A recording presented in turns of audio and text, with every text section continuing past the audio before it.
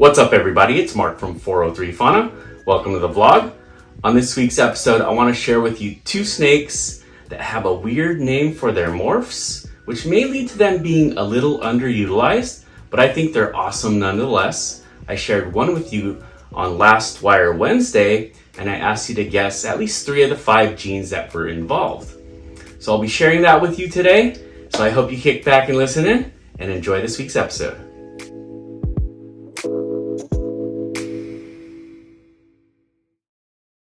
This week's Morph Market Pick of the Week goes to Kai from Lucas Landon Royals.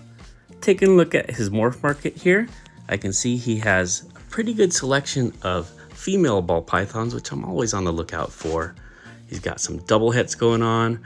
I really like the extreme gene. Really haven't thought about it before until I was looking at some of the snakes here on his Morph Market.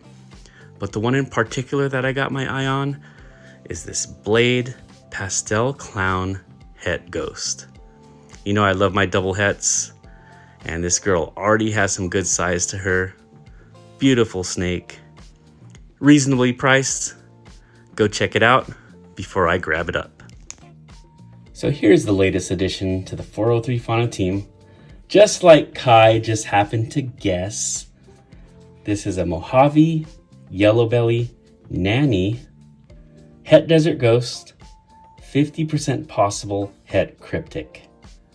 So I've really been wanting to get into the Nanny gene.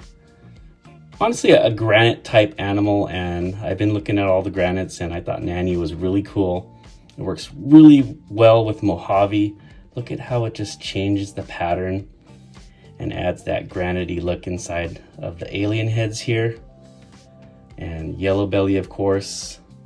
You can see some of the pixelation along the belly, characteristic of the yellow belly. And of course, Desert Ghost. I've been in need of at least a het Desert Ghost female, and I searched all the het Desert Ghosts, and this one just so happened to have Nanny, which I've been wanting. So it was a perfect combination for me to look for. So Nanny, again, that's just a weird name. In fact, let's take a look at this clip and you can see what I named her after. Miss Hiller?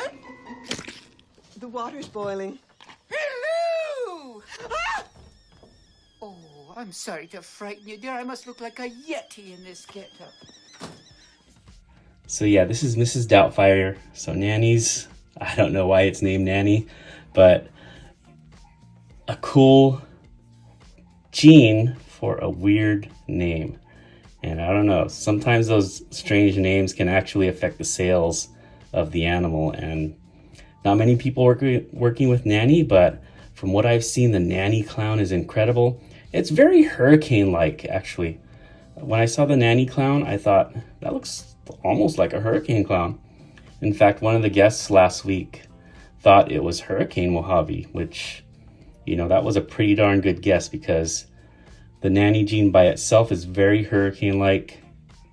Wouldn't be surprised if it's in the complex, hurricane complex, who knows? I do have some hurricane, maybe someday I will breed them together.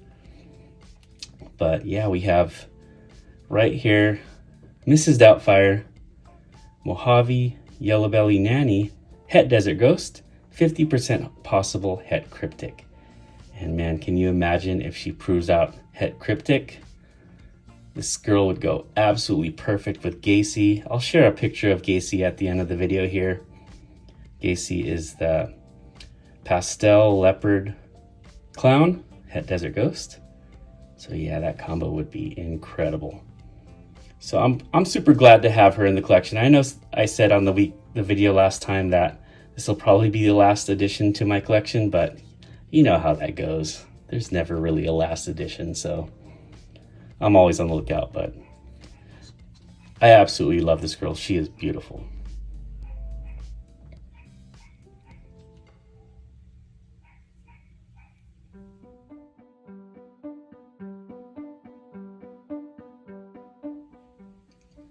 This week's Fresh Shed of the Week goes to Cassiopeia. Cassiopeia is a pastel banana, genetic stripe, 100% het VPI xanthic. So this girl's an absolute stunner. double recessive, just one single gene away from also being VPI axanthic. So I want to work a triple het. I want to go VPI axanthic, genetic stripe, clown, or even desert ghosts. Man, there's just so many possibilities when you're working with his recessive genes.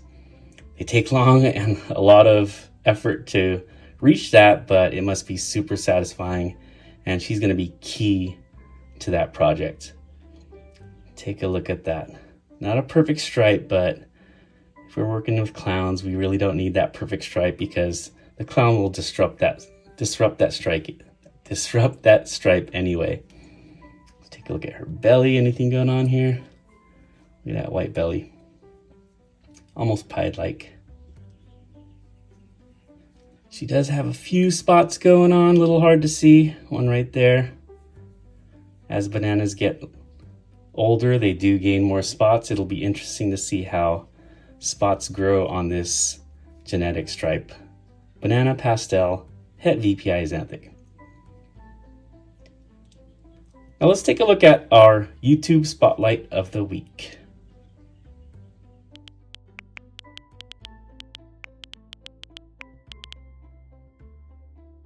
Today's YouTube spotlight is on one of the ball python industry's biggest supporters, Patrick Saunders. Let's take a look at one of his videos. Most of the time, yeah. So we got some Butter Dream. Oh, that. Yeah. This guy here. And then a little bit brighter ones we got are going to be like the Ivory down here. Oh man, that was sick. I've linked Patrick's YouTube channel below. Be sure to check out his videos and give him a follow. Last snake we'll look at today is one of those with the strange, weird name to them.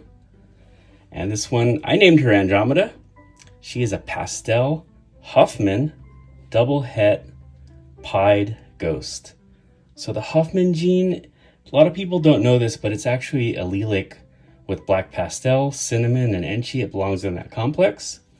A lot of people have referred to it as a cinnamon or black pastel light because it's not quite at the level of those two genes. Now, it does have a super form, and the super, I kind of think of it as like, let's just say, a pumped up black pastel. Honestly, it's not spectacular super, but it's certainly something that can be worked with. And Huffman is, again, it's one of those genes that's not really worked with. Maybe it's the name, maybe it's just because it's not as desirable as either black pastel or cinnamon.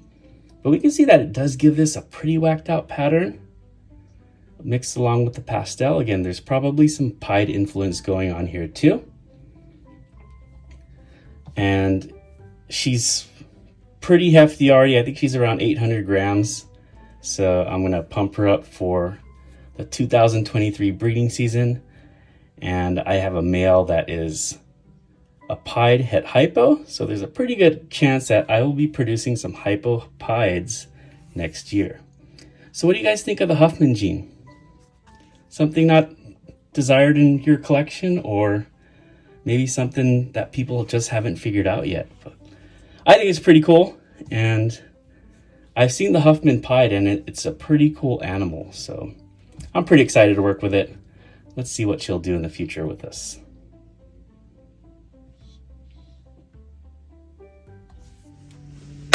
I want to say a big thank you to Brian Carter of BC's Balls for producing Mrs. Doubtfire. She's super awesome.